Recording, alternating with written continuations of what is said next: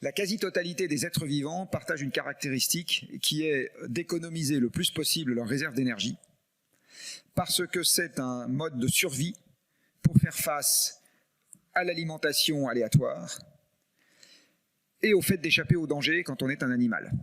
Donc on accumule des réserves, et on en accumule autant qu'on peut, que ce soit l'arbre, ou que ce soit votre chat qui roupille toute la journée, ou que ce soit nous, on accumule des réserves parce que ça permet de faire face à des périodes où on n'aurait pas à manger ou pas assez à manger, et parce que ça permet éventuellement de faire face à un danger, comme par exemple échapper à un prédateur. À ce moment, il faut être sûr d'avoir suffisamment d'énergie pour courir très vite, ou si on est soi-même un prédateur, courir très vite pour attraper la proie. Donc en fait, on a besoin d'accumuler des réserves. Et nous avons également besoin, depuis que nous sommes des civilisations des moyennes latitudes, on a besoin d'accumuler des réserves pour passer la période où il ne pousse rien. Donc on a besoin d'accumuler l'été, de la farine, enfin du blé, du foin, etc., pour être sûr qu'on va passer l'hiver. Et vous vous rappelez de cette vieille maxime qui n'existe plus aujourd'hui, mais il ne passera pas l'hiver. Bon, il fallait passer l'hiver. Du coup, des siècles et des millénaires, ou des dizaines de millions d'années du reste, puisqu'on partage ça avec l'essentiel des êtres vivants, ont fait de nous des animaux paresseux et accumulatifs par nature, globalement. Hein. Donc si on peut en avoir le plus possible en se fatiguant le moins possible, on prend. Et c'est ça que les combustibles fossiles nous ont amenés. C'est d'en avoir le plus possible en se fatiguant le moins possible. Et je ne sais pas si c'est le striatum ou pas le striatum, mais c'est comme ça qu'on se comporte en pratique. Et la dernière chose que là, pour le coup, on ne partage pas nécessairement avec les arbres ou avec les rorquals, c'est que nous sommes des animaux sociaux, on vit en groupe, et dans le groupe, les éléments de statut sont importants, parce qu'ils sont marqueurs de notre place dans la hiérarchie, et notre place dans la hiérarchie nous confère des avantages.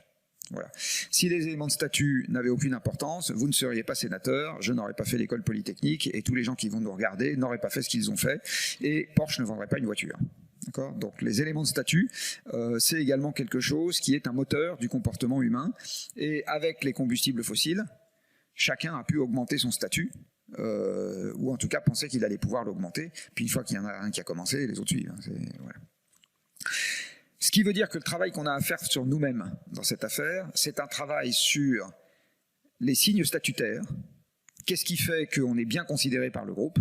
Alors il y a eu des époques où ce qui faisait qu'on était bien considéré par le groupe n'était pas nécessairement monétaire ou matériel. Par exemple les moines, par exemple le clergé, il avait des signes de reconnaissance de la part de la population qui n'étaient pas liés en théorie, je dis en théorie, à ses possessions matérielles, même si les moines cisterciens ont partiellement démenti cette affirmation. Il y a également donc en fait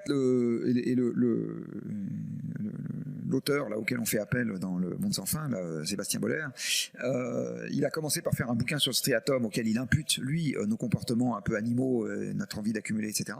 Puis ensuite il en a fait un, je me suis dit il faut quand même pas désespérer Billancourt, donc il en a fait un deuxième qui s'appelle Où est le sens, dans lequel il dit non mais rassurez-vous, il y a quand même une superstructure dans le cerveau qui contrôle un peu tout ça, et qui lui fait qu'on a besoin de sens. Alors le sens, c'est les habitudes dont je parlais tout à l'heure, c'est aussi le fait d'avoir, c'est ce qui fait aujourd'hui l'engagement. Pourquoi est-ce qu'il y a des gens qui s'engagent aujourd'hui? C'est parce que le sens est également quelque chose qui est important pour nous. Et ce qu'il va nous falloir faire comme travail sur nous-mêmes aujourd'hui, c'est d'arriver à trouver du sens et à trouver de la satisfaction, parce qu'effectivement, je crois que ce qui nous fait avancer fondamentalement, c'est des sentiments positifs, c'est pas des sentiments négatifs, sauf pour quelques tueurs psychopathes, mais enfin, on n'a pas envie de leur ressembler. Et il va nous falloir trouver des sens dans des choses qui sont compatibles avec la sobriété. Voilà, c'est ça le travail qu'il va falloir qu'on fasse sur nous-mêmes. Et ça va être un travail qui va être pas simple. C'est un travail qui ne relève absolument pas des ingénieurs que je représente. Absolument pas. C'est un travail qui ne relève raisonnablement pas des scientifiques des sciences dures, qui sont ceux qui étudient le climat, etc. Ça relève d'autres débats.